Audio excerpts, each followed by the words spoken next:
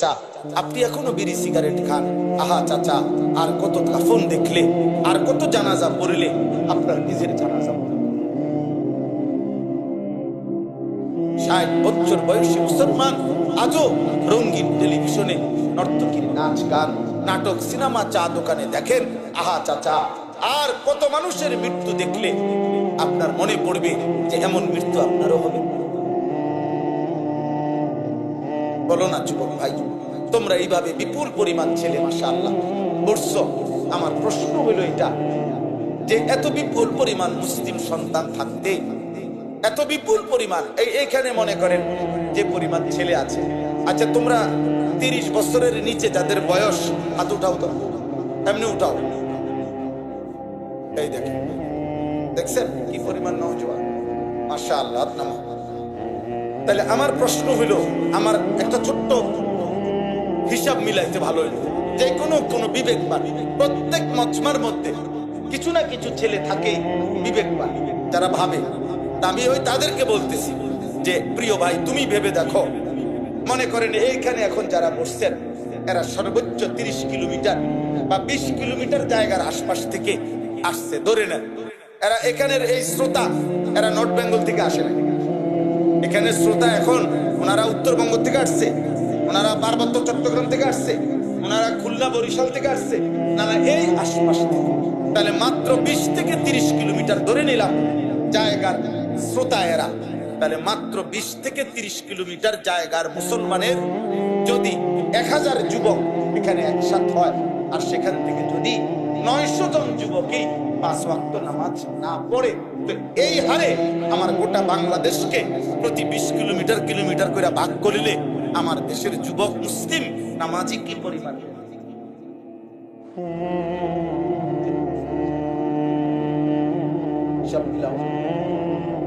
তাইলে এই জাতির আগামীর ভবিষ্যৎ। প্রিয় ভাই তোমরা তাকায় দেখো একটা ছেলে, তোমরা তোমাদের বাকি সতীর্থদের দিকে তাকাও, তোমরা আমার হিসাব বুঝাও।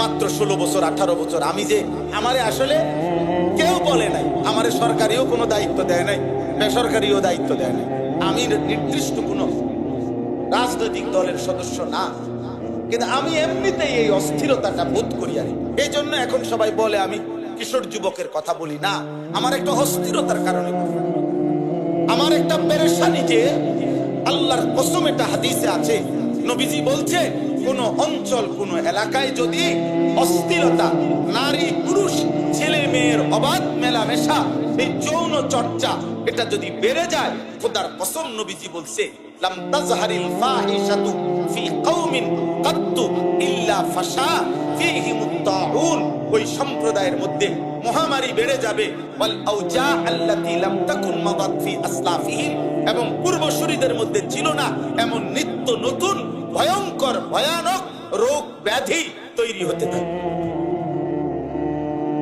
আমার বাপ দাদার 14 গোষ্ঠী জীবনে শুনে নাই যে পেটের বাচ্চা মাত্র প্রসবের পরে তারও হার্টে সমস্যা হয়, তার হার্ট ছিদ্র হইয়া যায়, তো মাত্র পেটের বাইরেছে তেও বলে হার্ট।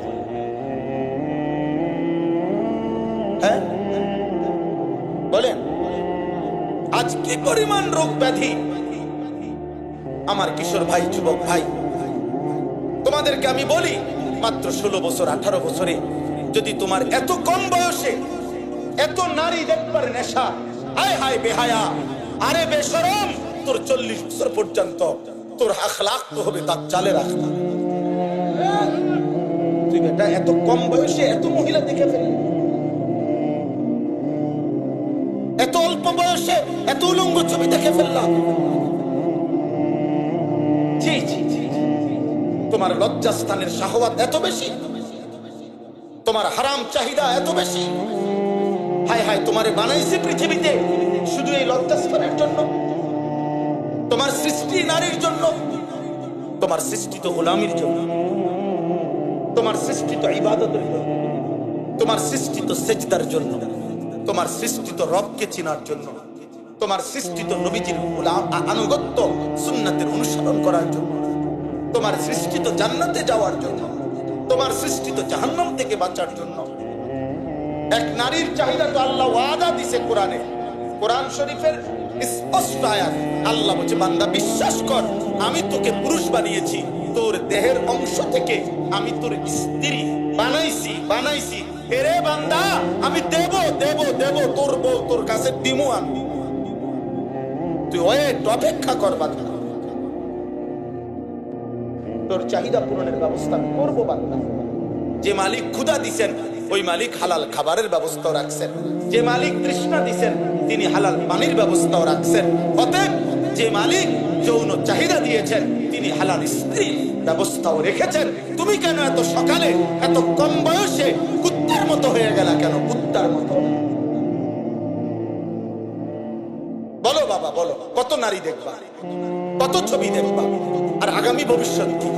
আমি এই জন্য অনুরোধ করলাম, একটা ছেলেও যদি বুঝো, বাপ তোমার হায়াত আর তোমার দাদার হায়াত একসাথে শেষ হবে না, তোমার হায়াত আর তোমার বাপের হায়াত একসাথে শেষ হবে না। স্বাভাবিক হিসাবে তোমার বাপ দাদা তোমার আগে কবরে চলে যাবে, আগামীর পৃথিবীতে তোমাকে আরো কিছুদিন বাঁচতে হবে। আল্লাহ যদি বাঁচায় তো তখন এই গুনাহ, এই অশ্লীলতা তোমাদের এই কিশোর নওজোয়ান আগামীর পৃথিবীতে তোমাদের জীবন, তোমাদের দুনিয়ার বেঁচে থাকা অনিরাপদ করে ফেলবে। তোমাদেরকে অভাব, দারিদ্রতা আর মহামারী আর নিত্য ব্যাধি আর রোগ ব্যাধিতে তোমাদের জীবন ছিন্ন ভিন্ন করে দিবে। আমি এক ভাই, আমি বললাম তোমার হায়াত আর তোমার আমার আব্বা 2015 সালে ইন্তেকাল করছে, তাহলে আমরা তো এখনো আছি। তোমার আব্বা কখন মারা গেছে? 23। তো বাপ তো মরে গেছে আগে, দাদা তো মরে গেছে আগে, তো তুমি তো আরো থাকবা দুনিয়াতে, তো তুমি কি করছো? তুমি যদি বলো আমি সারা দিন রাত মোবাইলের ছবি দেখে, আরে তুই তোর বাবার ভবিষ্যৎ নষ্ট করছো না তো, তোর নিজের ভবিষ্যৎ। এই আব্বা, তুমি তো তোমার দাদার ভবিষ্যৎ নষ্ট করছো না, তোমার নিজের ভবিষ্যৎ নষ্ট করছো। কেমনে বললে আর কিভাবে বললে বুঝবা? আখিরাত তো আছেই, দুনিয়াটা তো নষ্ট করে দিল। মোবাইলের আসক্তি, নারীর আসক্তি, মদ জুয়ার আসক্তি, জিনা ব্যভিচারের আসক্তি, হারাম প্রেম, হারাম ভালোবাসা, হারাম সম্পর্কের আসক্তি তোমারে তো বাপ ফকির বানায় দিল, মিসকিন বানায় দিল।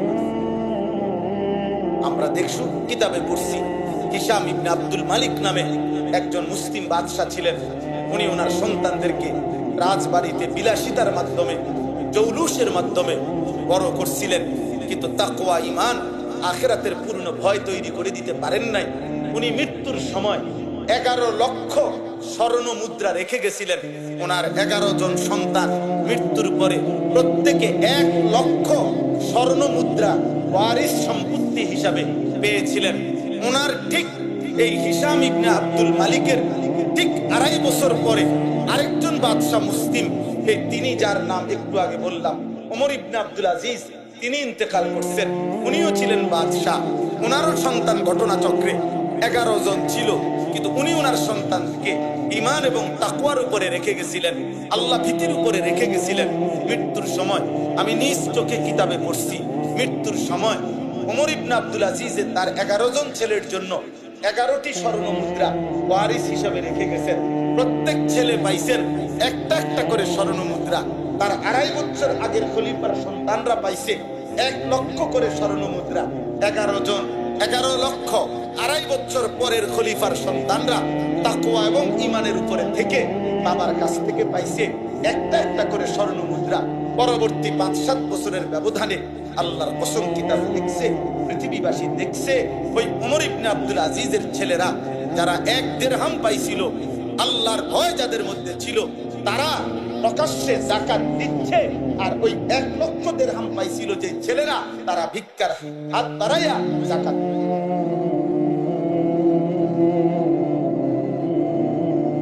গুনাহ ফকির বানায়,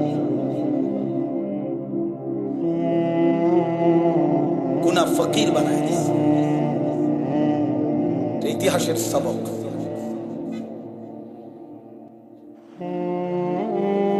এজন্য গুনাহ থেকে ফেরো। না ফিরলেও মরতে হবে। মৃত্যু এসে তোমাকে নিয়ে যাবে, মনে থাকুক আর না থাকুক, বোঝো কিংবা না বোঝো, হাসো কিংবা কাঁদো, রাতে কিংবা দিনে, একাকী কিংবা প্রকাশ্যে, ঘুমে কিংবা সজাগে। হাসলেও মরে যাবেন, কাঁদলেও মরে যাবেন, সুখে থাকলেও মৃত্যু হবে, দুঃখে থাকবে, রাজপ্রাসাদে কিংবা ঘুরে ঘরে, হ্যাঁ ক্ষমতার মসনদে কিংবা অভাবের রাস্তায়, সব অবস্থায় মৃত্যু হবে, মৃত্যু হবে। আজকের নাফরমানির কথা মনে পড়বে, আজকের গুনার কথা মনে পড়বে। আল্লাহ বলছে জাহান্নাম যখন 70,000 আগুনের শিকলে বেঁধে হাসরের মাঠে জাহান্নামকে যখন টেনে এনে দাঁড় করাবে, মনে করেন ওই যে সাউন্ড বক্স এটা যেরকম রাখছে সবার সামনে, এরকম যখন জাহান্নামকে ফেরেশতারা টেনে আনবে, হাসরের মাঠে যখন জাহান্নামকে টেনে আনবে, আল্লাহ বলেন প্রত্যেকটা নাফরমান তখন তার সারা জীবনের গুনার কথা, নাফরমানির কথা মনে পড়বে, কিন্তু আল্লাহ বলে বলো না বান্দা সেদিন মনে পড়ে কি লাভ, কি লাভ। অতএব চলেন, আমার কথা শেষ।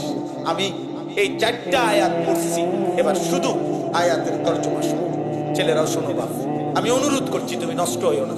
প্রিয় বাপ, তোমরা আজকে অনেক ছেলে ভাবতেছ তোমাদের বাবা মা, পাড়া পড়শি, স্বজন আত্মীয়, চাচা মামা, গ্রামবাসী কেউ বলে না, কেউ তোমারে ডাকে না। আহারে আব্বা 365 দিনে একদিনও ফজরের নামাজ পড়লা না, এত বড় দুর্ভাগা যে তোর মাও তোকে ডাকে না, বাবাও তোকে ডাকে না। আহারে তোকে কেউ ডাকে না, এত বড় দুর্ভাগা হইলি কেমন?